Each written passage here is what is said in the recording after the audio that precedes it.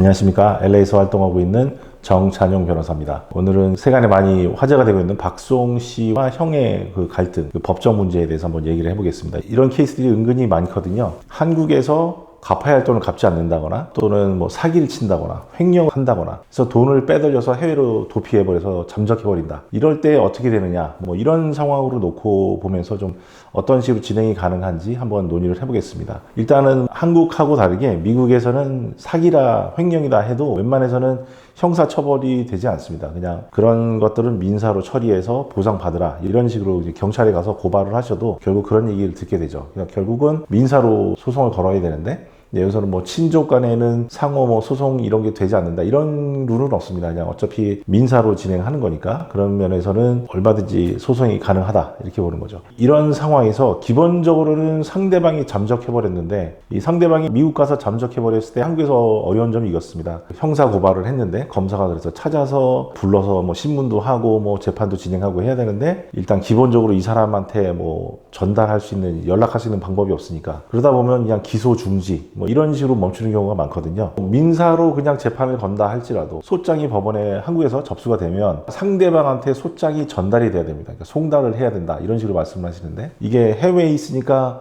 국제 송달이 되겠죠. 그 헤이그 컨벤션이라고 해서 그 국제 협약에 의해서 해외에 있는 상대방한테 소장을 전달하는 어떤 룰이 있습니다. 그 절차를 밟아야 되는데 그러다 보면 결국 흘러서 그 해당 지역의 총영사관으로 가거든요. 한국에서 파견 나온 LA 총영사관이 주무처가 되겠죠. 얼바인이라면. 그럼 여기에서 결국 페덱스를 하십니다. 페덱스를 하는데 결국 주소를 모르면 할 수가 없고 안다고 해도 상대방이 안 받고 이렇게 피해 다니면 이게 전달이 잘 안 되는 경우가 굉장히 많습니다. 그렇게 하다 보면 국제 송달이 안 되는 거죠. 그러면은 소송이 한국에서 역시 진행을 하지 못하고 중간에 그냥 중지되고 만다 이겁니다. 이런 상태에서는 미국으로 와서 재판을 해야 되는데 미국에 와서 재판을 할 때에는 첫째로는 뭐 상대방을 어떻게 찾느냐 이거는 사실 그렇게 어렵지 않습니다. 대단한 사기꾼이라서 뭐 모든 것이 가짜다 이러지 않는 한은 어딘가에 흔적이 남게 되고 그렇게 되면 여기서는 프라이빗 인베스티게이터라고 하는데 사설 탐정들이 결국 다 찾아옵니다. 그래서 어디에 살고 있고 그 다음에 이 사람이 어떤 직업이나 어떤 비즈니스에 관계된 일을 하고 있고 소셜 넘버는 뭐고 이런 까지 다 찾아오거든요. 생년월일은 또 뭐고 또는 이 사람의 부동산 소유 상태는 이렇고 이 사람이 갖고 있는 비즈니스가 갖고 있는 소유 상태는 또 어떻고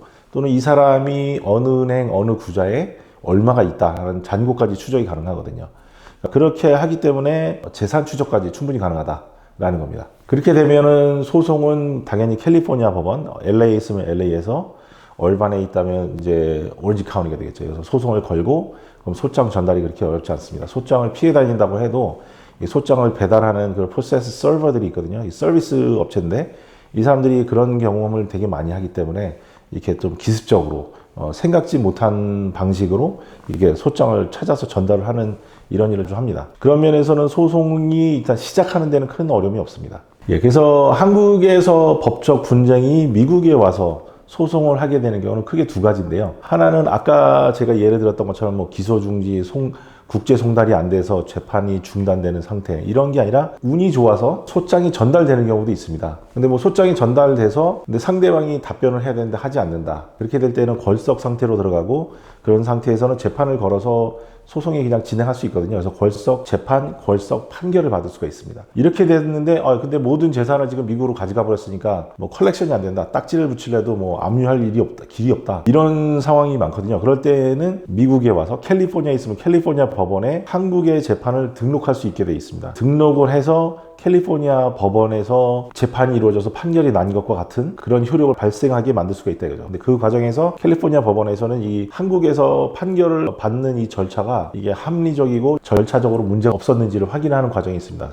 그래서 문제가 별로 없다 하면은 그냥 그대로 인정을 해주죠. 그렇게 해서 판결로 인정을 받으면 그걸 가지고 압류를 할 수 있죠. 압류 영장을 받아서 상대방 재산들을 하나하나 저희가 아까 재산 추적을 한다고 그랬잖아요. 압류해서 판결을 집행하는 게 가능하다. 근데 또 하나는 애초에 재판이 진행을 못해서 캘리포니아에 와서 처음부터 다시 진행을 한다 이거죠. 이렇게 될 때는 어떻게 되느냐. 한국에서 우리가 이제 흔히 얘기하는 게 돈을 갚아야 되는데 안 갚고 도망갔으면 계약 위반, 사기 쳤으면 사기, 남의 돈을 훔쳐서 도망갔으면 횡령 이런 식이거든요. 여기 미국에서도 같은 것들이 있습니다. breach of contract, 뭐 fraud 또는 embezzlement 컨버전 이런 식으로 부르는 것들이 있는데 같은 클레임들이 있습니다. 그래서 같은 이유로 여기서 소송을 거는 것이죠. 근데 우리가 여태까지 봐왔듯이 한국법과 미국법은 다른 경우들이 많잖아요. 근데 한국에서 일어난 일인데 미국에 와서 한국 사람들이 소송을 하면 이거는 어떻게 되느냐. 근데 이 상황이 의외로 많습니다. 왜냐하면 상대방이 도망가게 되면 미국으로 와 있을 때는 한국에서 일어난 일이라도 당사자가 다 한국 사람이라도 한국에서 재판이 진행이 불가능하거든요. 결국 미국 와서 하게 되는 경우가 많은데 그렇게 됐을 때는 한국 사람끼리 있었던 일이고 한국에서 있었던 일이고 근데 이것을 소송하면서 캘리포니아 법으로 적용시키는 게 맞느냐라는 질문이 생깁니다. 이게 conflicts of law라는 컨셉인데 이거에 대해서 이제 판례가 있는데 보통은 해당 사건이 발생한 지역의 그 법을 따르는데 그것이 캘리포니아의 법에 캘리포니아의 정책에 반하지 않는 한은 웬만하면 준수해준다. 그래서 그러면 한국 법은 어떻고 미국 법은 어떻고 이런 식으로 따지면서 이제 소송을 하게 되죠. 여기서 하나 이제 흥미로운 것은 이런 것들이 이제 변호사들이 해야 될 일인데 우리가 쉽게 말했잖아요. 한국에서 모든 일이 일어났고 근데 한국 사람끼리인데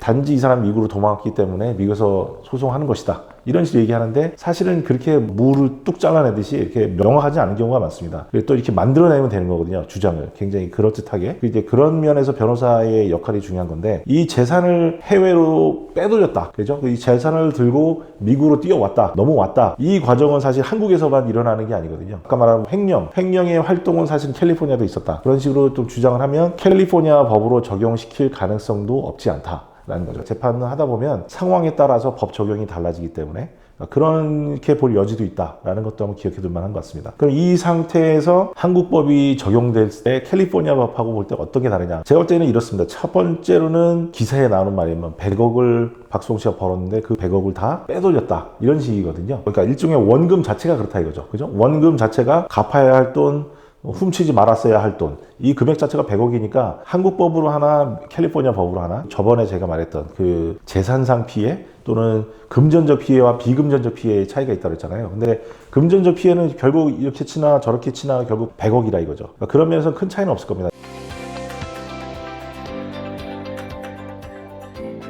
하나 결정적인 차이는 이제 징벌적 보상 이게 다르다는 거죠. 아까 그 계약 위반의 경우에는 그 퓨니티브 데미지가 보통 적용이 안 되지만 사기 횡령에서는 퓨니티브 데미지가 어베일러블 하거든요. 저번에 말씀드린 대로 금전적, 비금전적 손해배상액의 총액 그리고 그것의 3배를 얹을 수 있느냐 없느냐 이 차이가 있다 이거죠. 근데 그 3배는 예를 들어서 100억을 놓고 봤을 때 300억을 얹을 수 있느냐 없느냐 차이이긴 한데 이 상대방의 재산 상태에서 이 상대방이 갖고 있는 총 재산에서 모든 부채를 뺀 거죠. 총 부채를 빼고 남은 순재산, 순자산의 범위 안에서 그 300억이 있는 만큼 들어가는 거죠. 뭐 이런 점에서 한국법하고 캘리포니아 법하고 좀 다를 수가 있습니다. 또 하나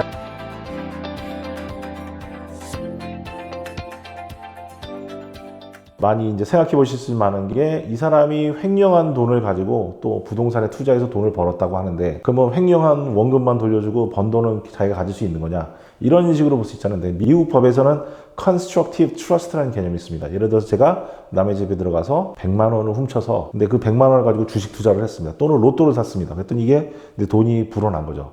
그래서 제가 뭐 100만 원이었지만 1억 원을 벌었습니다. 이렇게 했을 때 100만 원 돌려주고 나머지는 내가 그냥 가지고 있으면 이것도 좀 문제가 있지 않겠느냐 이런 정책적인 어떤 물음이 있습니다. 그래서 캘리포니아에서는 훔친 돈을 자기 돈이 아닌 걸 가지고 가서 돈을 벌었을 경우에는 이거는 남한테 위탁받아서 위탁 경영한 것처럼 본다. 그래서 트러스트라는 개념으로 보는 거예요. constructive trust.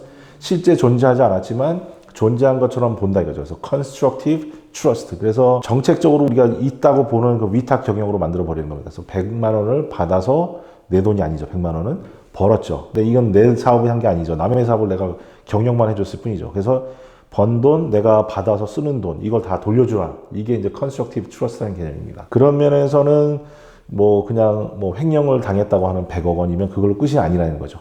근데 또 하나 여기서 제가 많이 전반적으로 이런 문제에 대해서 한번 꼭 알려드리고 싶은 거는 공소시효라는 문제입니다. 30년 동안 횡령이 있었다. 이게 사실 말도 안 되는 얘기입니다. 횡령의 공소시효는 3년이거든요. 그러니까 30년 동안 확인을 했을 만한 합리적으로 봤을 때 이런 거죠. 통장을 한번 들여다보면서 아, 여기 이 통장에 내 이름으로 돼 있고 여기에 내 돈이 들어있구나. 이거를 가끔 가다가라도 확인을 하지 않겠어요? 보통 정상적으로 합리적으로 본다면. 그죠? 근데 그러지 않았다. 근데 30년이 그렇게 나는 내 통장 한 번도 쳐다보지 않고 지나가 버렸다. 이거는 사실 공소시효 문제를 놓고 다투어 볼 때 굉장히 불리한 상황이 되는 겁니다. 그러니까 30년을 훔쳤어도 27년은 날리고 마지막 3년만 가지고 소송하게 될 가능성이 꽤 높습니다. 또 하나 제가 볼 때 위험했던 것은 이 사실을 알게 된 게 1, 2년 전이라고 했거든요. 근데 1, 2년 전에 알았는데도 이 동안에 바로 소송 걸어서 액션을 취하는 게 아니라 나름 협상을 해서 잘 풀어보려고 시간을 많이 썼다 이거죠. 이게 뭐 1, 2주일 또는 한두 달 그 정도는 이게 말이 되는 거네요. 사람이 한 번 말해서 안 듣는 사람은 끝까지 말 안 듣거든요. 그런데 그걸 계속 붙잡고 1년, 2년을 시간을 끌었다. 이거는 법적으로 굉장히 좋은 생각이 아닙니다. 그러니까 그러면서 공소시효 기간은 자꾸 가버리거든요. 항상 문제가 발생해서 횡령이 있었다 또는 사기가 있었다. 이럴 때는 기본적으로 한 3년 보는구나. 그죠? 서면으로 돼 있는 계약이 있는데 계약 위반이다. 그럼 그건 4년이라고 그랬잖아요. 그러니까 이런 거에 대한 어떻게 보면 감각을 나는 갖고 계셔야 되는 겁니다. 그냥 무한정 시간을 버리시면 안 되고. 근데 여기서도 여전히 또 변호사들이 할 일이 있는 겁니다. 공소시효가 3년이라고 할 때는 시계가 3년, 그러니까 뭐 한 바퀴 돌면 1년이라고 치면 한 바퀴, 두 바퀴, 세 바퀴 도는 이거를 우리가 생각하면 되는데 시계가 언제부터 움직이기 시작하느냐 여기에 항상 트릭이 있습니다. 그리고 가다가 이건 항상 무조건 도느냐 가다가 멈추는 순간은 없느냐 여기에 또 하나의 트릭이 있는 겁니다. 이게 판례를 보면 공소시효는 사건이 발생한 날로부터가 아닙니다. 사건이 발생한 거를 합리적으로 볼 때 알았어야 할 날로부터 그때부터 공소시효가 시작됩니다. 합리적으로 볼 때 암만 바보가 아닌 이상은 알았어야 하는 날 그날은 언제일까라는 게 굉장히 모호한 컨셉일 수 있는 거거든요. 그래서 이걸 갖고 다투면서 한참 동안 싸우게 되는 경우도 많습니다. 또는 이렇게 빚진 건데 이 사람이 나한테 기다려 내가 다음 달에 갚아줄게 지금 돈이 없는데 사기꾼들이 맨날 하는 거 있잖아요. 다음 달에 배가 인천항에 들어오면 그거 팔아서 갚아줄게 이런 시기가 많잖아요. 그래서 한 달을 기다렸어요. 그러면 그 한 달 동안은 시계가 멈춘다 이거죠. 근데 이런 상황이 굉장히 지속적이었다 또는 이게 무한정이었다. 내가 뭐 지금 어렵지만 형편되는 대로 바로 갚아주겠습니다 하면서 1, 2년 연락이 끊겨요. 그러면은 이 사람이 또 도망 다니기도 했어. 이렇게 되면은 1, 2년이 지났어도 시계가 그동안 멈췄다라고 주장해 볼 여지가 생기는 거죠. 근데 여기서 또 가장 중요한 거는 사기에 의해서 내가 사건 발생 자체를 알 수 있는 방법이 없었다. 이겁니다. 지금 박송시 사건은 이게 제가 볼 때 적용 가능할 것 같지 않을까 하는 건데 회사를 설립하고 회사 명의는 네 이름으로 돼 있어. 라고 내 이름으로 된 서류를 나한테 보여주니까 나는 그걸 합리적으로 나는 보고 믿은 거죠. 근데 이게 가짜였어요. 나중에 나도 모르게 다음날 명의 바꿔버렸다든가 아니면 이 서류가 위조 서류였다든가 또는 부동산을 샀는데 이건 네 명의로 돼 있어. 그래서 봤는데 진짜 내 이름이 있어요. 그래서 그걸 합리적으로 내가 믿었어요. 근데 사실은 다음날 또 바꿔버려요. 또는 이 서류가 가짜야. 이런 식이었다면 합리적으로 볼 때 이 사건이 발생한 걸 알 수가 없는 거죠. 내 뒤에서 숨어서 그냥 날 속이면서 하는 거니까 그동안은 시계가 가지 않는다 이거죠.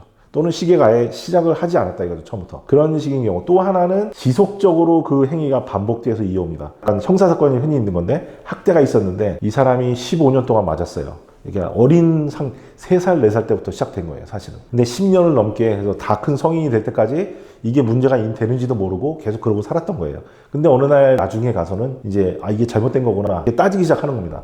근데 뭐 폭행은 뭐 7년, 8년인데 뭐 이건 시간 다 끝났어. 뭐 이렇게 해버리면 안 되잖아요. 근데 이게 계속 반복돼서 와서 하나의 isolated, 이렇게 하나의 떨어진 뭐 도둑질 한 번, 도둑질 한 번, 도둑질 한 번 이게 아니라 이거죠. 그게 아니라 30년 동안 계속 지속적으로 이어온 series of action이라는 거죠. 그래서 지속적으로 계속 반복돼서 발생해온 하나의, 이건 사실 하나의 사건이다 이거죠. 이 사기는 30년 동안 지속된 하나의 사건이다.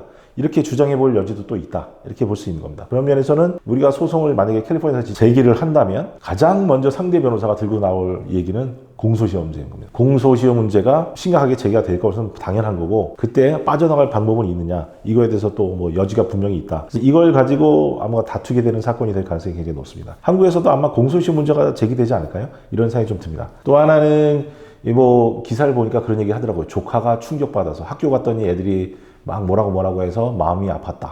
그래서 이거는 명예훼손에 해당하지 않을까? 뭐 이런 질문들도 있습니다.